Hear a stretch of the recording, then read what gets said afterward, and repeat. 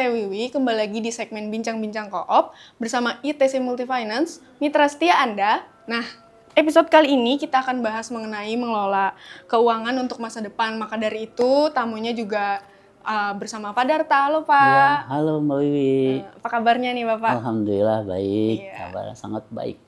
Alhamdulillah.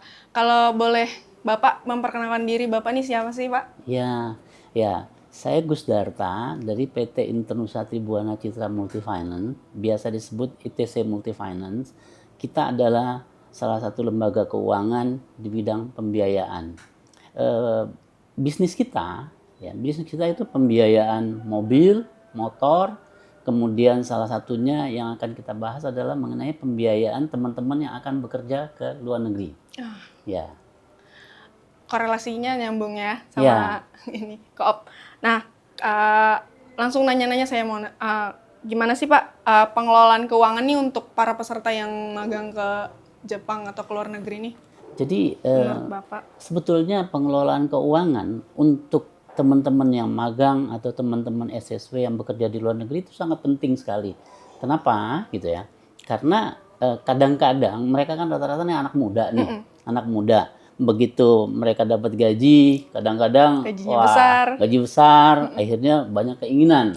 Dan itu banyak terjadi nggak di luar negeri aja, nggak bekerja di luar negeri ya, di Indonesia juga banyak. Nah makanya penting sekali untuk teman-teman yang baru bekerja, nah terutama untuk teman-teman yang bekerja di luar negeri. Pengelolaan keuangan itu sangat penting. Kenapa? Karena hidup kita bukan hanya 2 bulan atau 3 bulan ke depan, bukan hanya 2 tahun atau 3 tahun ke depan. Jadi hidup kita masih panjang. Jadi jangan sampai begitu kita gajian, baru pertengahan bulan kita udah ngos-ngosan. Iya, the survival. Iya, nah jadi kita harus mulai melakukan pengelolaan keuangan dengan baik. Harus itu untuk teman-teman yang sebagai seorang pemagang atau SSW bekerja di luar negeri. Nah, kalau untuk membuat anggarannya ini biar efektif, biar buat kebutuhan sehari-hari gimana, buat menabung gimana tuh ada dari Bapak seperti apa nih? Iya, nah ini yang penting banget ya untuk para teman-teman sahabat magang ya, sahabat SSW.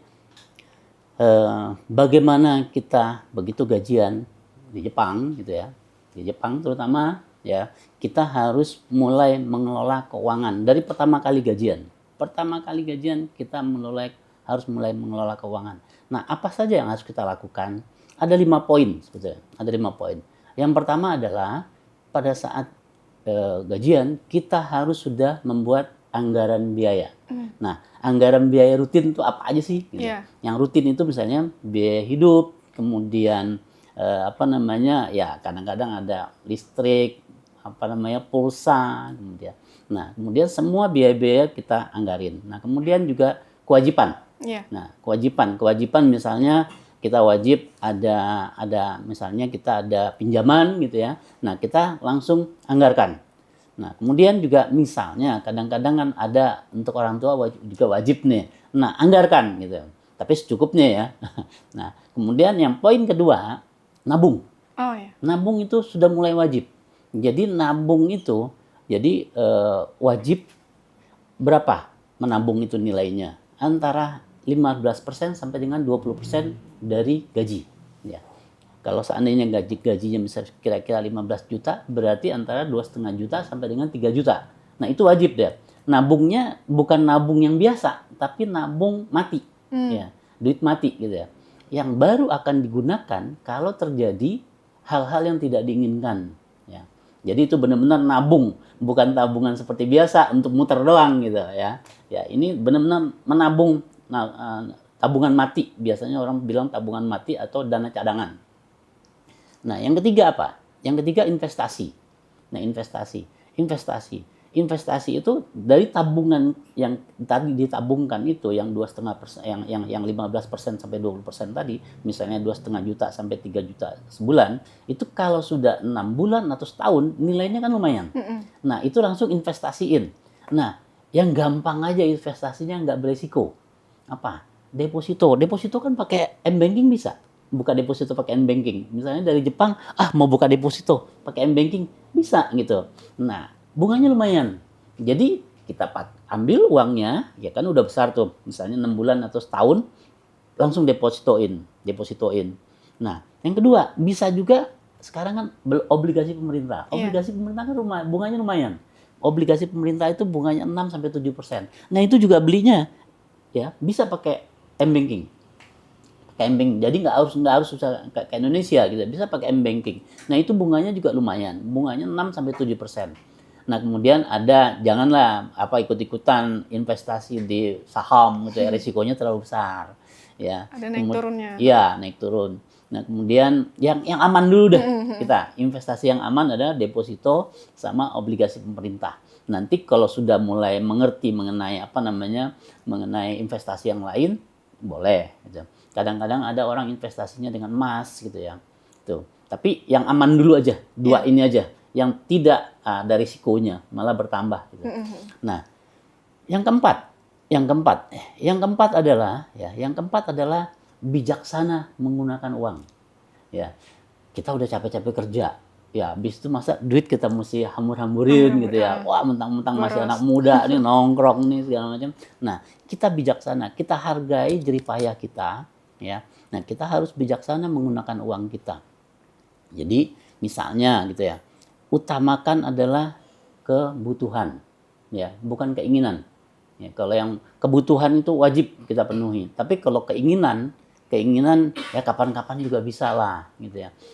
Menariknya di sini ya, kita kan teman-teman yang pemagang yang di Jepang, kita tuh selalu tiap begitu 2 bulan 3 bulan di Jepang, mereka rata-rata bikin IG, Instagram. Nah, itu kita sering liatin gitu.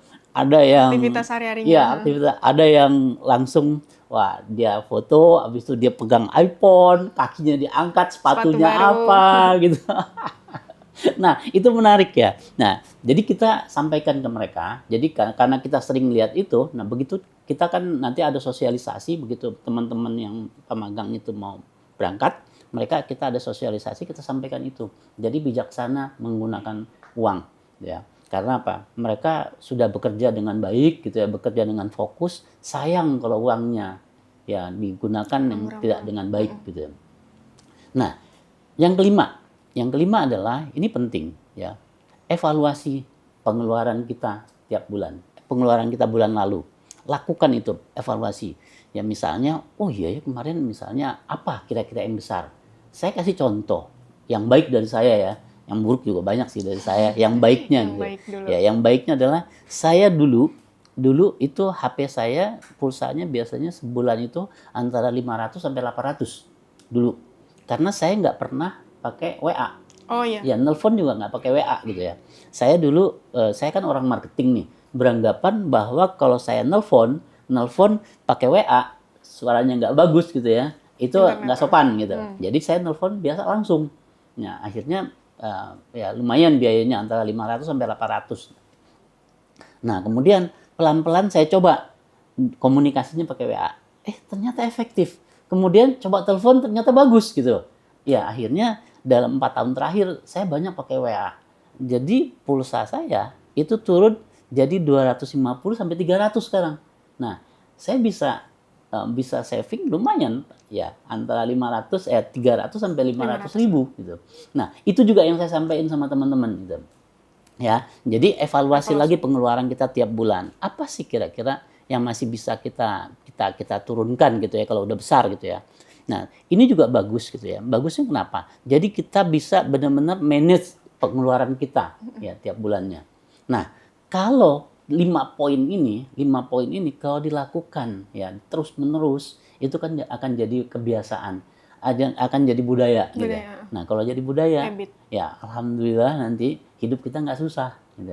Kita kan nggak tahu 2 tahun ke depan atau 5 tahun ke depan, misalnya kalau kita ke PHK, ya di PHK, jadi kita nggak hanya bertahan sebulan 2 bulan, kita bisa bertahan lama gitu. Ya, nah kebanyakan teman-teman di Indonesia kan begitu PHK bertahannya 2 bulan 3 bulan. Setelah itu apa? Minta sama orang tua. Merepotkan. Ya, jadi teman-teman yang mengelola keuangan ini ya bagaimana manage keuangan ini penting dari pertama kali kita gajian. Bener banget. Nah, tadi kan juga ada bahas dana cadangan ya Pak, Iya. atau kita sebut mungkin dana darurat gitu. Ya, dana darurat. Ya. Kenapa sih kita harus punya, seberapa penting itu? Terus mulai nabungnya tuh untuk si dana cadangan atau dana darurat tuh gimana Pak? Iya, jadi seperti yang tadi kita sampaikan, kita bahas tadi, ya, tabungan itu kan ada dua, betulnya. Ada tabungan yang untuk perputaran, tabungan yang mati, yang dana darurat, gitu ya. Nah, ini yang kita diskusikan ada dana darurat. Ini penting kadang-kadang gini, dana darurat itu adalah penting. Begitu ada sesuatu kebutuhan yang mendesak, yang harus kita, misalnya harus kita bayar atau harus kita keluarkan gitu ya, harus kita keluarkan, kita punya dana cadangan. Misalnya terjadi ya maaf ya, ada musibah gitu ya, ada musibah, kita punya cadangan. Misalnya ada yang tadi PHK yang mendadak, ya kita nggak tahu, bisa aja 2 tahun ke depan terjadi perang dunia atau perusahaan tempat kita bekerja dia melakukan PHK. Jadi kalau kita punya dana cadangan tadi, kita aman. Ya, kita aman dan kita masih bisa bertahan untuk mencari pekerjaan yang baru gitu. Jadi jangan sampai begitu ada bencana misalnya PHK, kita nggak bisa hidup apa-apa kalau nggak punya dana cadangan gitu. Ya, itu gitu. Nah, kadang-kadang ada keperluan keluarga yang mendadak. Yang nggak ketahuan. Ya, misalnya yang tidak diperkirakan, tapi bukan kebutuhan sehari-hari ya. Misalnya ada musibah, ya kita punya cadangan gitu. Ya, itulah yang digunakan, kegunaan dari dana cadangan ini. Jadi digunakan pada saat ada sesuatu yang tidak kita inginkan. Nah, kalau untuk yang lainnya nih Pak, gimana sih kita memprioritaskannya dari menabung atau investasi atau bayar utang tuh lebih baik mana dulu atau gimana? Jadi yang tadi yang 5 poin tadi, yang pertama kali adalah bayar utang, kewajiban kita. Jadi masuk ke kewajiban berarti. Kewajiban berarti. Kenapa? Karena ini berhubungan kalau kewajiban kita dulu deh semuanya. Karena kalau kewajiban nggak kita utamakan, misalnya biaya hidup sama kewajiban itu, kita hidupnya nggak tenang. Mau nabung juga nggak tenang. Iya benar. Nah, kemudian baru menabung. Nah, menabung baru kita investasi. Nah, investasi penting. Ya, investasi juga penting. Penting kenapa gitu ya? Jadi kita jangan taruh di tabungan aja. Kalau di tabungan kan bunganya, nanti kalau duit kita udah cukup lumayan kan sayang. Ya, kita investasikan. Nah, investasi sebetulnya banyak. Tapi yang aman itu ya untuk karyawan, apalagi kerja di luar negeri, yang aman ya lakukan aja deposito sama obligasi pemerintah. Sebetulnya ada lagi investasi yang lain ya, yang lumayan juga sebetulnya gitu ya. Misalnya kadang-kadang kalau orang tuanya petani gitu ya beli sawah gitu ya, itu kan menghasilkan. Hasilnya juga hampir sama, lebih malah dari nilai deposito ya, dari bunga deposito. Nah, tapi kadang-kadang ya dianya ada di luar negeri, hasilnya bukan untuk dia. Gitu. Jadi yang aman deposito sama obligasi aja. Jadi kan dia bisa kontrol. Gitu. Nah, ini dari tadi Bapak kan tadi juga bahas gimana kita kasih tahu ke anak-anak yang di sana. Yeah. Terus selama Bapak mengedukasi anak-anak yang bekerja di luar negeri ini, tantangan terbesarnya apa sih Pak? Jadi gini, kita kan sebelum mereka berangkat kita ada sosialisasi sama mereka. Nah, itu kan ada orang tua, ada anak gitu ya. Jadi kita dua-duanya kita edukasi. Kenapa? Karena anak di Jepang, di luar negeri juga harus diedukasi. Nah, orang tua juga harus diedukasi. Kenapa? Kadang-kadang anaknya udah benar kerjanya di Jepang, ya kadang-kadang keluarga di sini tidak melihat bagaimana kondisi anak di Jepang. Hanya berpikir orang-orang di Indonesia sendiri, keluarga sendiri kadang-kadang melihatnya kerja di luar negeri, wah enak, gajinya besar gitu ya. Padahal dia nggak tahu effortnya kerja di luar negeri itu luar biasa gitu ya. Ya, contohnya nggak boleh pegang HP selama kerja gitu ya, disiplinnya tinggi gitu ya. 8 jam benar-benar jam kerja itu benar-benar. Makanya mereka baru bisa pegang HP kan kadang-kadang kalau sudah selesai bekerja. Sudah selesai. Nah, jadi antara dukungan orang tua sama anak ini bagus gitu ya. Jadi anak diajarkan, kita edukasi bagaimana mengelola keuangan. Nah, Makanya mengelola keuangan seperti yang tadi. Nah, ya orang tuanya kita ingatkan, anak itu sudah bekerja lumayan keras ya, lumayan keras di Jepang. Kemudian kita nggak tahu anak seperti apa kerja di Jepang gitu ya. Nah, orang tua harus mendukung. Jadi jangan berpikir bahwa kerja di luar negeri itu wah enak. Jangan ngelihat cuma yang di TV aja gitu ya. Jangan cuma lihat yang di film gitu ya. Di film kan kesannya wah baik-baik aja. Nah, dukungan keluarga itu penting. Dukungan keluarga karena kita banyak juga kemarin ini ya kadang-kadang keluarganya juga telepon kita. Kok anak saya nggak ngubungin gitu ya. Nah, kita kasih tahu sama mereka. Nah, kemudian kita ingetin juga sama anaknya juga gitu ya. Ya, sebaiknya memang orang tua juga memikirkan anak bukan hanya bukan hanya 2 tahun ke depan gitu ya. Masa depan dia masih panjang. Masa depan anak masih panjang. Kalau kita melihat rata-rata tingkat hidup orang Indonesia sekarang rata-rata 72 tahun. Nah, anggap aja sampai dengan umur 72 tahun dia hidup gitu ya. Ya, berarti dia juga harus menyiapkan keuangan untuk sampai dengan 72 tahun. Nah, itu yang selalu kita ingetin. Jadi kita edukasi anaknya bagaimana mengelola keuangan, kita edukasi juga orang tuanya bagaimana mendukung anak supaya ya anaknya bekerja di luar negeri itu ya cari karirnya bagus, pekerjaannya baik, berhasil, kemudian keuangannya juga berhasil. Gitu ya. Nah, Sukses. Iya. Berarti orang tua ini sangat harus mendukung anak ya. Iya. Tapi perannya si orang tua ini sejauh mana sih Pak dalam si anak ini untuk mengelola keuangannya mereka selama di luar negeri? Karena jauh juga kan mereka. Iya, diingetin aja. Jadi gini, lebih banyak kalau kita sampaikan sama orang tua adalah bentuknya adalah dukungan. Jadi dimotivasi misalnya anak kan kadang-kadang ada yang ngirim tuh sama orang tua tuh. Nah, orang tua juga ingetin bahwa kamu juga harus mulai menabung gitu ya untuk masa depan kamu. Ya dimotivasi terus. Coba kamu kerja yang lebih fokus. Nah, kita juga ingetin sama mereka ya, sama orang tua juga. Kerja di luar negeri itu bukan hanya kerja, tapi kerja sambil belajar. Ini anak-anak muda ya rata-rata ya, anak-anak muda. Jadi kuasai pekerjaannya, kemudian ya bahasanya. Ya, kalau Jepang kan wah minimal dia harus N3 di sana nanti. Kalau N3 dia kan bisa ada kemungkinan untuk berkarir yang lebih baik kan di Jepang bagus gitu. Nah, kita ingetin juga orang tua itu.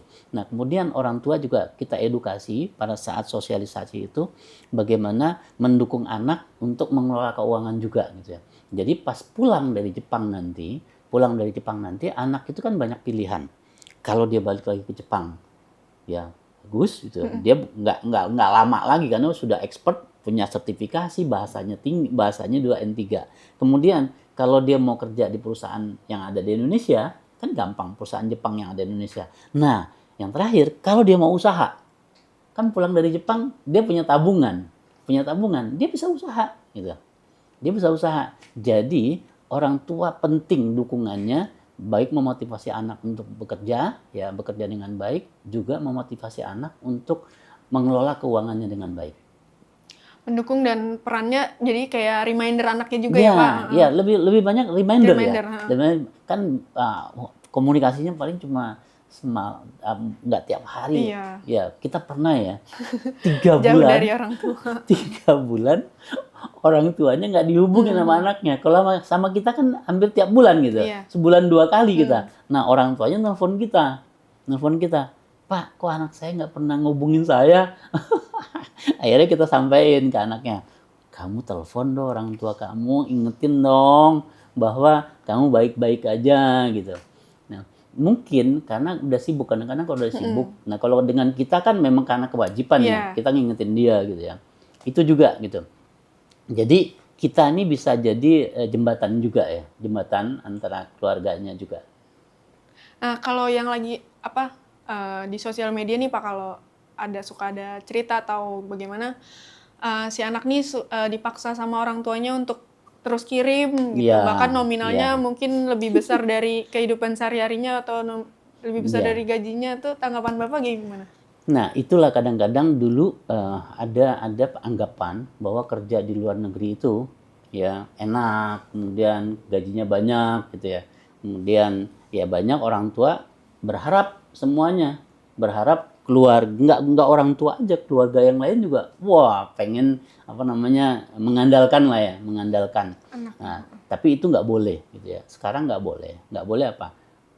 Keluarga harus tahu bahwa ya eh, anaknya atau adiknya atau adiknya yang bekerja di luar negeri itu juga sama bekerja di sini gitu, sama seperti kerja di sini ya, apalagi di luar negeri lebih apa namanya effortnya lebih besar gitu ya. Jadi harus tahu ya orang tua. Jadi jangan dijadikan ya, andalannya, jangan dijadikan bahwa mengenai keuangan ya yang terbesar adalah dari mengandalkan anak gitu. Nah itu juga kadang-kadang kita harus juga sadar ya, kalau sekali nggak apa-apa gitu ya, tapi kalau keseringan kasihan anaknya jadi stres. Jadi kalau kita kerja ya, kita kerja apalagi di luar negeri ya, di luar negeri ini kita dapat informasi ya, kita kerja di luar negeri kemudian orang tua jadi beban, kakak jadi beban, adik jadi beban, akhirnya dia nganggap semua keluarga adalah beban. Nah begitu ya pikirannya seperti itu, dia kerjanya udah stres. Nah begitu tidak kerja stres, dia akan keluar dari kondisi itu ya. Yang kita takutkan adalah apa? Dia kabur. Dia kabur, akhirnya dia jadi ilegal dan tidak pernah mau lagi ngubungin keluarga. Gitu. Karena dianggap keluarga hanya jadi beban saya. Gitu. Nah itu yang kita jaga. Jadi orang tua dan keluarga harus melihat itu, gitu ya. Masing-masing orang kan punya tanggung jawab, ya. Kita atau kalau sudah dewasa semuanya punya tanggung jawab untuk hidup masing-masing kan. Jadi jangan mengandalkan kepada anaknya yang ada di bekerja di luar negeri. Itu sih. Ya, benar. Jangan jadikan anak buat investasi berarti ya. Kalau dulu kan maaf ya, anak jadi sapi perah gitu. Iya. Zaman dulu. Iya, sekarang enggak lah. Sekarang sudah berubah. Gitu. Ya. Kalau misalkan buat anak yang bekerja di luar negeri ini yang dapat bantuan pembiayaan, gimana sih cara mereka buat apa namanya memastikan kalau nggak terjebak atau terlilit hutang tuh? Jadi gini, ya makanya yang tadi ya pengelolaan keuangan ini dia tujuannya di samping untuk masa depannya dia juga bagaimana memanage kewajibannya dia gitu ya. Kewajibannya dia. Kayak tadi kan, ya kewajiban yang utama adalah biaya hidup, kewajibannya dia gitu ya. Nah, itu yang utama. Jadi baru nanti masuk kemana? Tabungan, baru masuk investasi gitu ya, atau hal-hal yang lain gitu ya. Jadi yang utama pertama kali adalah biaya hidup dia dan kewajiban-kewajiban. Karena kalau seandainya kewajibannya dia nggak diutamakan, ya dia agak susah nanti juga untuk keuangannya dia gitu. Sedangkan kalau kita sudah kewajiban sudah selesai, misalnya kewajiban kan ada waktunya kan. Yeah. Misalnya kadang-kadang ada yang 6 bulan, ada yang 12 bulan, ada yang 10 bulan. Kalau itu udah selesai, dia sudah tenang. Yeah. Jadi semua kewajiban-kewajibannya dia selesaikan dulu, baru dia mulai ya menabung, investasi. Ya, atau untuk hal-hal yang lain yang mungkin yang baru misalnya keinginan dia yang baru dia butuh, yang mau di apa namanya mau diwujudkan. Kebutuhan dia yang mau dia penuhi, dia penuhi. Kalau dari ITC ini ada program sendiri nggak Kak buat nanti si peserta magang atau yang bekerja di luar negeri ini setelah dari sana? Iya. Yang balik lagi ke Indonesia nih. Ya, jadi kita kan adalah perusahaan pembiayaan. Perusahaan pembiayaan. Kita di samping membiayai untuk bekerja ke Jepang ini, ke luar negeri ya, terutama Jepang, kita juga membiayai teman-teman yang mau beli kendaraan, beli motor, beli mobil, atau untuk usaha gitu. Untuk usaha. Kalau prospek usahanya bagus, ya kita pasti biayain lah. Gitu. Intinya itu sih. Jadi selagi misalnya pulang mau beli mobil, ya kita biayain. Mau beli motor, kita biayain gitu. Nah, apalagi nanti kalau ada mau usaha, ya usahanya prospektif pastilah kita biayain. Kita lembaga pembiayaan kan kalau melihat usahanya prospektif, usahanya bagus, ya pasti kita masuk kok membiayai mereka. Apalagi udah kenal ya. Iya. Udah kenal kan dari situ kan udah ketahuan. karakter udah bagus. Balik lagi ke psikologis si anak di luar negeri Pak, kalau tekanan finansial mereka nih misalnya terganggu, itu produktivitas kerjanya terus nanti Iya, nah itu hubungannya. yang tadi, ya jadi gini, kalau dia tertekan misalnya dari keluarganya gitu ya, dari keluarganya, jadi kerjanya juga nggak fokus, kemudian malah yang ditakutkan adalah mau menghindar dari keluarga gitu. Jadi mau menghindar dari keluarga, akhirnya mungkin aja dia pindah kerja atau dia sudah nggak mau berhubungan sama keluarga lagi gitu ya. Nah itu yang kita lihat ya, jangan sampai itu terjadi gitu ya.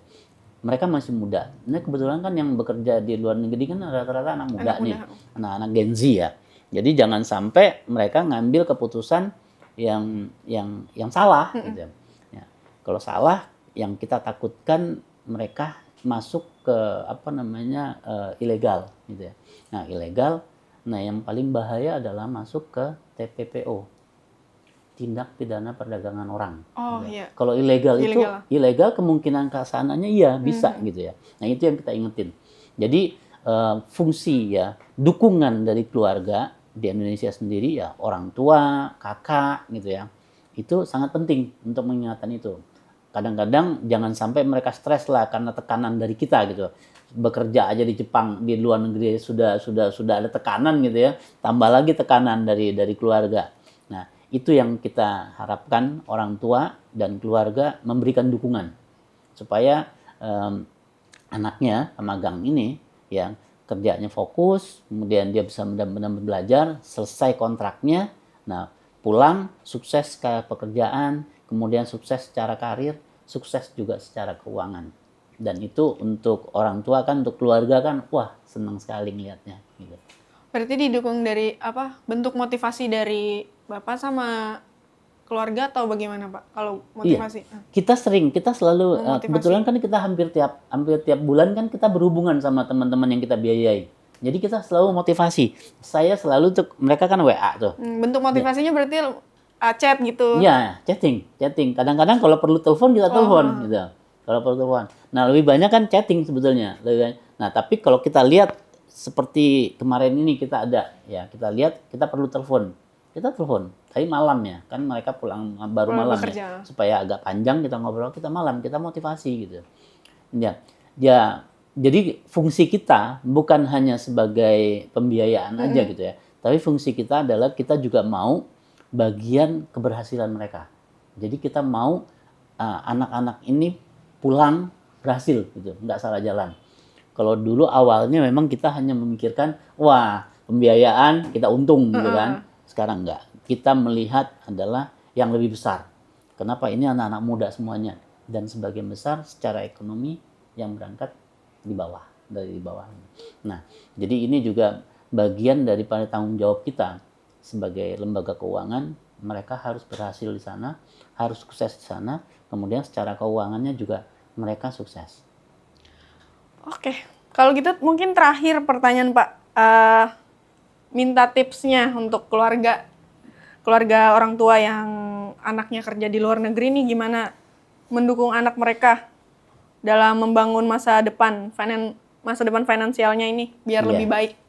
Ya, memang dukungan orang tua ini penting sekali ya, apalagi sebagian besar kan rata-rata anak-anak muda ya, anak-anak masih muda ya. Orang tua mendukung ya anak untuk bagaimana dia memanage keuangannya, bagaimana dia mengelola keuangannya gitu ya. Dan nanti kalau si anak sudah selesai kontraknya, begitu dia pulang, si anak itu punya banyak kesempatan, banyak pilihan. Dia secara pekerjaan dia bagus, kemudian secara karir dia juga dia dapat gitu ya. Secara keuangan dia juga bagus. Nah, begitu pulang nanti dia banyak pilihan. Balik lagi ke Jepang, balik lagi ke luar negeri, dia nggak nunggu lagi karena dia sudah pengalaman di sana. Nah, lebih cepat. Nah, gampang dan gajinya juga beda gitu ya. Gajinya juga pasti lebih besar. Nah, yang kedua, ya, dia kerja ya dia bisa bekerja di perusahaan asing yang ada di Indonesia. Misalnya kalau perusahaan Jepang, dia kerja di Jepang, dia bisa kerja di perusahaan Jepang yang ada di Indonesia. Atau perusahaan Indonesia yang berhubungan sama Jepang. Ini ada hal yang menarik. Saya ketemu ya. Jadi waktu itu saya meeting sama Kemenaker, kemudian membahas mengenai biaya pelatihan untuk pemagang. Nah, di sebelah saya duduk itu ada orang dari Bank BSI. Saya tanya, ya ngobrol-ngobrol, dia bilang, saya juga baru pulang Pak dari Jepang 7 bulan yang lalu. Kemudian saya kerja di BSI sekarang. Loh, BSI? Kenapa? Iya. Ya, kita ada rencana Pak, kan sekarang orang Indonesia banyak. Jadi marketnya untuk Bank BSI kan banyak juga, dia bilang gitu. Bukan Bank BNI aja, dia bilang kan yang ada di Jepang Bank BNI ya. Jadi itu juga jadi karena sudah banyak orang Indonesia di Jepang, berarti marketnya banyak gitu. Ya, jadi bisa kita kerjanya misalnya di perusahaan Indonesia yang sudah punya market di Jepang, mau mengembangkan pasarnya ke Jepang. Contohnya seperti Bank BSI ini gitu ya. Nah, kalau kita pengalaman bahasa Jepang kita bagus, kita bagian daripada itu nanti gitu. Nah, yang ketiga adalah dia kan pulang punya uang, punya tabungan gitu ya. Kalau dia punya bakat usaha, ya dia punya modal, punya modal yang bisa usaha. Ya, waktu itu saya pernah nasabah kita yang sudah lunas, ya, dia pulang. Kebetulan orang tuanya nelayan. Dulu orang tuanya buruh nelayan gitu ya. Jadi ikut orang. Nah, begitu dia pulang dari Jepang, dia beli kapal. Jadi bapaknya sekarang jadi bandarnya kapal gitu. Jadi bukan ikut lagi sama orang, tapi orang punya yang ikut sendiri, bapaknya gitu. Nah, dia balik lagi ke Jepang. Ya, itu hal yang baik gitu. Saya lihat di situ seneng mendengarnya gitu. Jadi dukungan orang tua itu penting ya. Bagaimana nanti begitu anaknya selesai dari sana, ya anaknya pulang ke Indonesia, ya seperti yang tadi banyak pilihan.